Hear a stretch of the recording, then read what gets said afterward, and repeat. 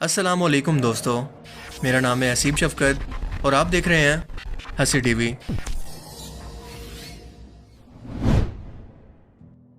Universe में मौजूद black holes के बारे में हम इससे पहले कई वीडियोस में बात कर चुके हैं। ये ऐसे पुरस्कार सुराख हैं जो कि किसी बड़े सितारे की कुदरती मौत के बाद पैदा होते हैं और किसी सितारे की मौत को हम कहते हैं सुपरनोवा। ये धमाका इस कदर शदीद होता है कि कई लाइट ईयर दूर तक इसकी रोशनी को देखा जा सकता है।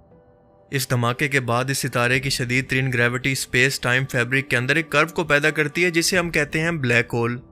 इस ब्लैक होल के खास पॉइंट इवेंट होराइजन के अंदर जो चीज़ भी एक बार चली जाए, फिर चाहे वो कोई सितारा हो, कोई पत्थर, कोई इंसान या कोई रोशनी, वो फिर कभी भी वापस नहीं आ सकती।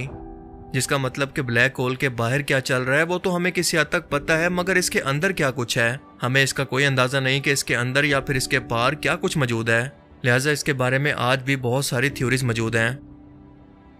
अब तक हम इंसानों के पास कायनात की शुरुआत को एक्सप्लेन करने के लिए जो सबसे बेहतरीन थ्योरी है, इसका नाम है बिग बैंग थ्योरी, जिसके मुताबिक एक ना नजर आने वाले नुक्ते यानी नथिंग पॉइंट से, जिसके अंदर लामहदूद एनर्जी थी या लामहदूद मैस था, एक बड़े धमाके से फटकर 14 बिलियन साल पहले इस कायनात की शुरुआत करती है, जो कि लामहदूद फासलों तक फैली हुई है। और ये कायनात इतनी बड़ी है कि जिस ऑब्जर्वेबल यूनिवर्स के बारे में आज हम इंसान जानते हैं, इसका डायमीटर है तकरीबन 93 बिलियन लाइट ईयर। लेकिन इस 93 बिलियन लाइट ईयर के पार क्या कुछ मौजूद है ये आज तक हम इंसानों को नहीं पता, क्योंकि इसके पार के इलाके को हम कहते हैं नॉन ऑब्जर्वेबल यूनिवर्स, जिसके पास जाकर भी हम इंसान अपनी लाख टेक्नोलॉजी के बावजूद भी नहीं देख सकते। लेकिन अगर मैं आपसे कहूं कि साइंटिस्ट की हालिया एक थ्योरी के मुताबिक ये तमाम ऑब्जर्वेबल यूनिवर्स और नॉन ऑब्जर्वेबल यूनिवर्स सिर्फ एक बड़े ब्लैक होल के अंदर मौजूद हैं, तो आपका रिएक्शन क्या होगा?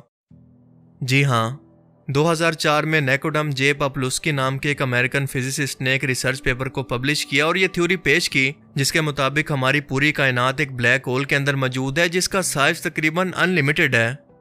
वही यूनिवर्स जो कि हम अपनी आंखों से अपने आसपास देखते हैं, ये सब के सब एक बड़े ब्लैक होल के अंदर मौजूद है। वैसे तो ये नई खोज दिमाग को चकरा देने वाली है, पर इस थ्योरी के बहुत सारे पॉइंट हैं जो कि वाकई इंसान को सोचने पर मजबूर करते हैं। मिसाल के तौर पर ब्लैक होल अपने साइज के अंदर छोटे से लेकर बहुत बड़े भी हो सकते हैं, आपकी सोच से भी बड़े। अब तक इंसानों ने जो सबसे बड़े साइज का ब्लैक होल डिस्कवर किया है, इसका नाम है टॉन 618। और आप जरा सोच कर बताएं कि आखिर इसका साइज कितना बड़ा हो सकता है। अपने दिमाग में तस्वुर करना शुरू करें। रोशनी यानी लाइट जो कि कायनात में सबसे तेज ट्रेवल करती है, सिर्फ एक सेकंड के अंदर 3 लाख किलोमीटर का फासला तय करती है, और बिल्कुल इसी स्पीड पर अगर हम मुसलसल 1 साल तक सफर करें तो ये 1 लाइट ईयर बनता है। हमारी मिल्की वे गैलेक्सी, जिसके अंदर हमारा सोलर सिस्टम मौजूद है, तकरीबन 1 लाख लाइट ईयर पर फैली हुई है, यानी हमें अपनी खुद की मिल्की वे गैलेक्सी से बाहर निकलने के लिए 1 लाख लाइट ईयर तक का सफर करना होगा। हमारी वो मिल्की वे गैलेक्सी जिसके अंदर अरबों खरबों सूरज मौजूद हैं और इसके फासले भी खत्म होने का नाम ही नहीं लेते। लेकिन क्या आप तस्वुर कर सकते हैं कि टॉन 618 का साइज तकरीबन 3,20,000 लाइट ईयर के बराबर है, यानी मिल्की वे से 3 गुना ज्यादा।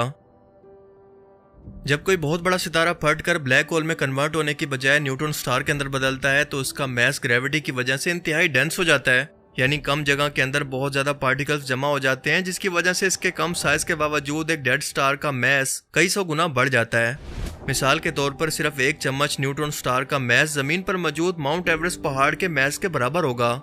और बिल्कुल इसी तरह से टॉन 618 का मैस तकरीबन 66 बिलियन सूरज के बराबर या 66 अरब सूरज के मैस के बराबर है। याद रहे कि हमारे सोलर सिस्टम का सूरज दरअसल एक एवरेज दर्जे का सितारा है, जो कि हमारी जमीन से साइज के अंदर तकरीबन 13 लाख गुना बड़ा है और टोटल सोलर सिस्टम के मैस का तकरीबन 97% है। अब आपको इस बड़े ब्लैक होल का साइज समझ में आ रहा होगा, जो इस थ्योरी को किसी हद तक लॉजिकल बनाता है कि वाकई किसी बहुत बड़े ब्लैक होल के अंदर हमारी ये कायनात मौजूद हो सकती है, जो कि इस वक्त हम देखते हैं या हमारे आसपास मौजूद है, लेकिन हमें इसका आइडिया तक नहीं। दूसरी बात यह कि ब्लैक होल्स के दरियाफ्त भी पहले एक थ्योरी थी, जब तक कि इंसानों ने खुद से पहली बार इन्हें कैप्चर करके हकीकत के अंदर तस्लीम ना कर लिया। सो फिलहाल ये थ्योरी या इमेजिनेशन आपको पागलपन लग सकता है, मगर मुस्तकबिल में इसका मजीद ठोस सबूत इस बात को साबित कर सकते हैं। इन ब्लैक होल्स के अंदर एक पॉइंट ऑफ सिंगुलैरिटी जैसा नुक्ता होता है, जिसका वॉल्यूम ऑलमोस्ट 0 होता है, मगर इसकी डेंसिटी अनलिमिटेड। जो चीज़ भी इस ब्लैक होल के अंदर जाती है वो इसी सिंगुलैरिटी का हिस्सा बन जाती है।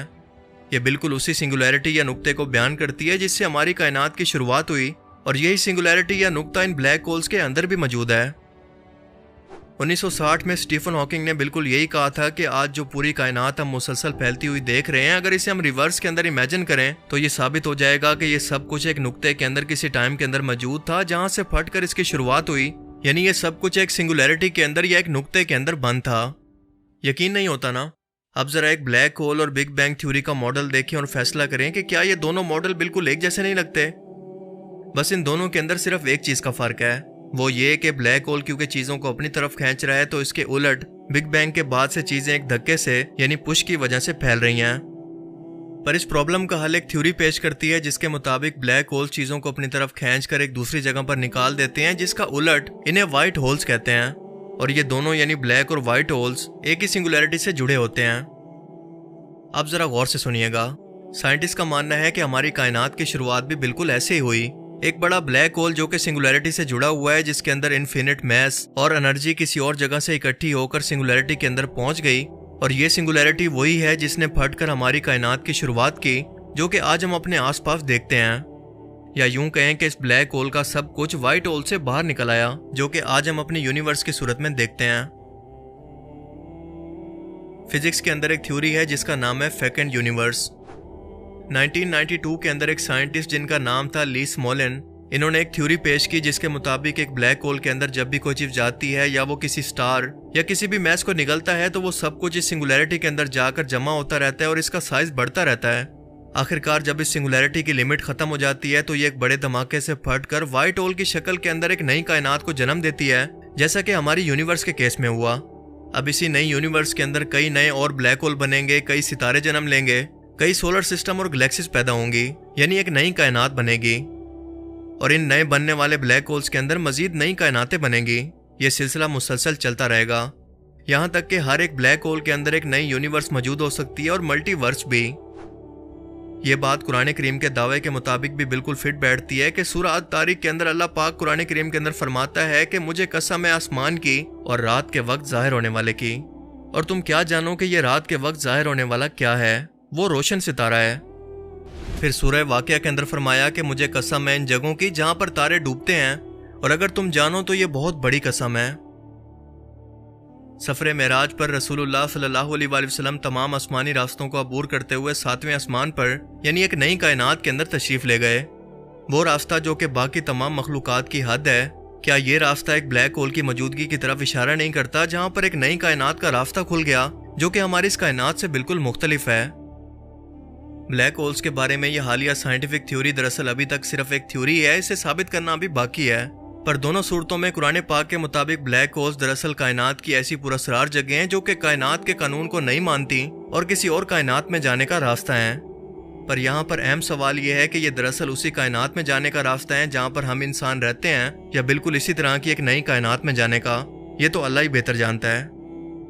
लेकिन आप इस बारे में क्या सोचते हैं, अपनी कीमती राय का इजहार कमेंट सेक्शन में ज़रूर करें। मुझे उम्मीद है कि आज के इस वीडियो से आपको बहुत कुछ नया जानने को मिला होगा और ये वीडियो आपको पसंद आया होगा। अगर ये वीडियो आपको अच्छा लगा तो इसे लाइक कीजिए, और अब मैं मिलूंगा आपसे एक ऐसी नई इंटरेस्टिंग वीडियो में। तब तक के लिए अपना बहुत सा ख्याल रखिएगा। Thanks for watching this video. Allah हाफिज़।